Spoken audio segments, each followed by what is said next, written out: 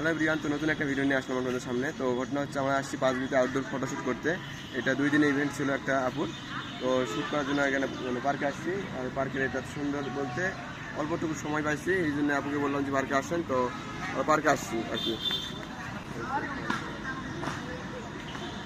তো কী আর বলবো, তো এই ফটোগ্রাফি জগতে অনেক বছর ধরে কাজ করতেছি। তো কাজ করার মধ্যে আর একটা জিনিস লক্ষ্য করলাম, তো আমার একটা নতুন পেজ আছে, আলোকচিত্র পেজ। তো ওই পেজে এখন এরকম ভিডিও ছবি কিছু দেওয়া হয় নাই। তো আগে খোলা ছিল, ফ্রিল্যান্সিং করছিলাম, তো নিজের কাজগুলো দেখানো হয় নাই।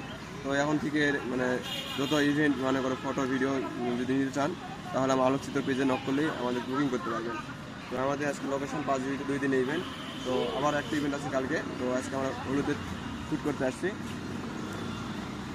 তো আর কি বলবো, আর ছবিগুলো যারা দেখেন, ভিডিও যারা দেখেন, আমার পেজে লাইক ফলো দিয়ে পাশে থাকবেন। তো আমরা অনেক আগে আসছি বলতে, আমার আপু বলতেছিল যে এই 2টায় আসতে। তো 2টায় আমরা আসছি, 2টার আগেই আসছি আমরা। তো আপু বলছিল শ্যুট করবো, তো আমার অনেক লেট হয়ে গেল। তারপরেও কোনো আপুর খোঁজ খবর নেই। আসলে কি মেকআপের দোষ না মেকআপ যারা করায় তাদের দোষ, এখন জানি না। কিন্তু অনেকক্ষণ ধরে ওয়েট করতেছি না, 2-3 ঘন্টা আমরা এখানে বসে আসছি, এখন ক্লায়েন্ট আসে না। কী করবো, কিছু বলার নাই।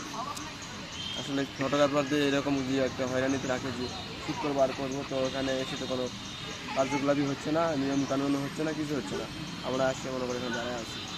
ঠিক আছে, দেখি।